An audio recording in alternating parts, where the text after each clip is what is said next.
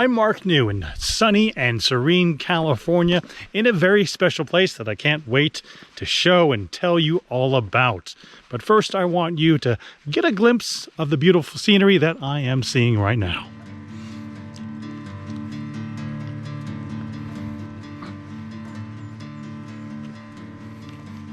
Some very majestic trees that you just caught a glimpse of right there. I'm going to tell you much more, but first I want you to actually guess where I am. Is it A, Yosemite, B, Sequoia National Park, or C, Joshua Tree? Have a think about it and put your guess in the comment zone section. But I'm also going to give you a little hint, or perhaps a really big hint. This is the park's main attraction. It's called the General Sherman. The General Sherman is the biggest tree in the world. It's not the tallest, it's not the widest, but it is the biggest tree in the world based on the volume of its trunk. A few other tree trunks are bigger, some trees are taller, but no other tree has more wood in its trunk than the Sherman tree. The Sherman tree's top is dead, so the tree trunk no longer gets taller. However, its volume keeps increasing. Each year, the trunk grows wider, adding enough wood to equal another good-sized tree. So it's not the tallest tree in the world, but the General Sherman is pretty darn tall in my book. How tall do you think it is? A, 63 meters, B, 73 meters, or C, 83 meters? What do you think? Well, the answer is 83 meters, and that's as tall as a 27-story building, so that is really tall. But unfortunately, we can't get too close because the General Sherman, being so popular, is fenced off, but there are many others that you can get right up next to. I'm going to look. Sequoia National Park's giant forest is home to around 8,000 sequoia trees. Come take a look. In fact, half of the world's largest and longest trees are in this area. You can learn about them inside and out. Absolutely amazing. In fact, they're so tall, over 200 feet, and yet when you look down at its base, their roots are not deep at all. In fact, they only go about 5 feet down, or 1.5 meters. That balance is a bit out of whack, so the #1 cause of death for these trees is actually toppling over, which, as I say that, that's a little bit scary when I'm inside there right now. I think I'll move outside.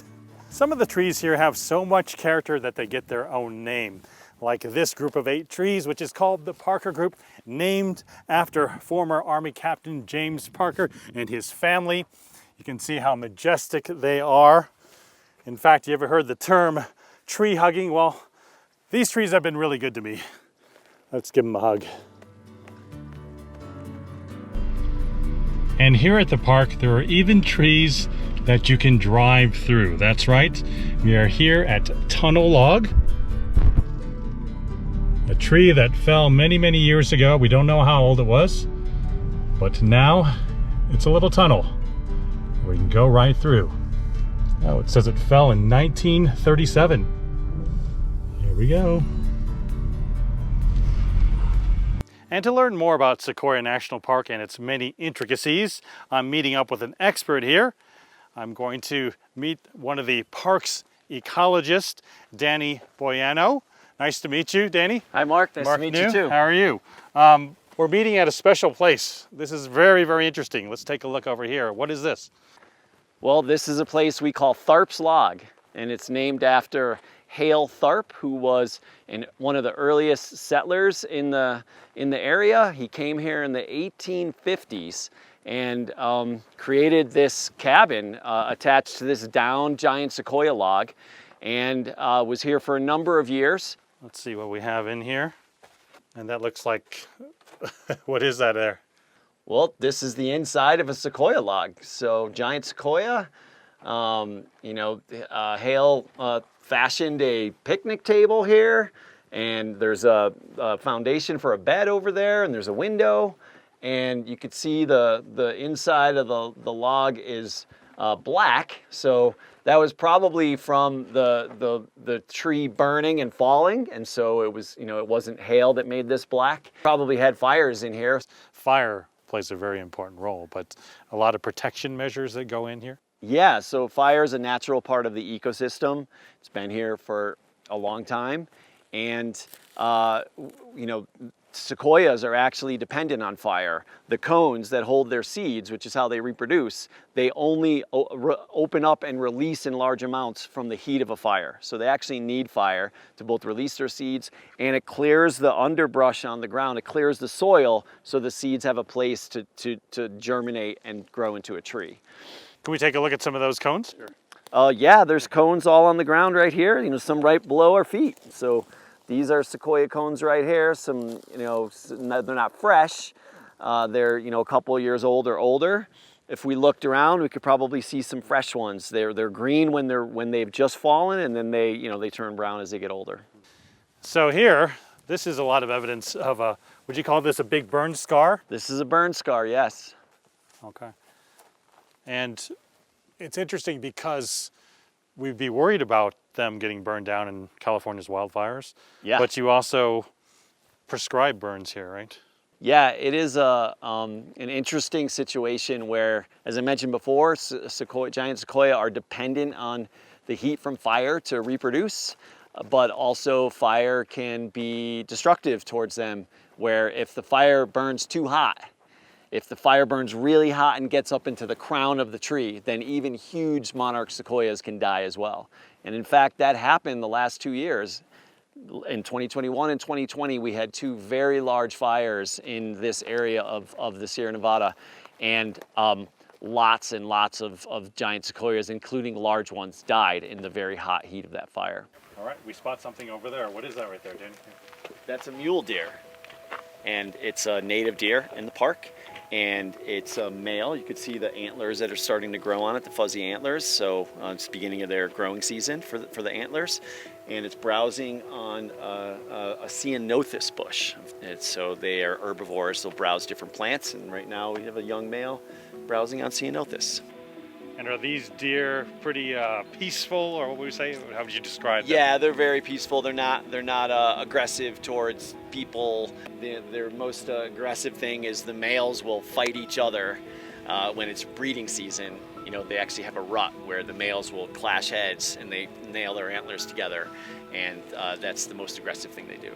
And just look around me. I'm sort of getting surrounded by some kind of insect. Is it A, a fly? B, a gnat? Or C, perhaps ladybugs? Which one is it? I'll give you a second here or two. Well, fortunately, if you can tell from the smile on my face, I'm enjoying them right now because they are indeed C, ladybugs.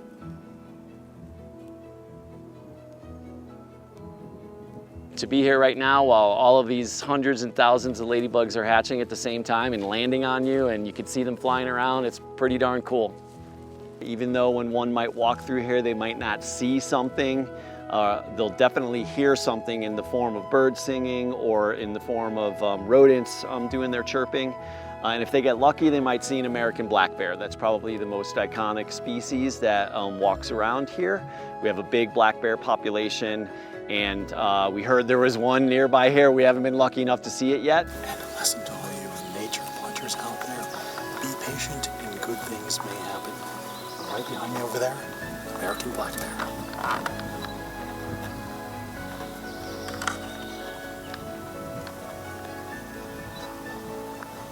Don't approach, don't leave any food out because it might come after you. We're taught respectfully to be in awe and fear of bears, but as I watch this one play in a meadow, it's hard not to think of thoughts of just serenity and wonder. Wondrous fauna and obviously some breathtaking flora right before my eyes here at Sequoia National Park. You can just touch it, smell it, sit right next to it. It really makes you think about the beauty surrounding us and how we as humans are just very small cogs in a massive ecosystem, and all responsibility for taking care of it and allowing it to grow and prosper for generations to come.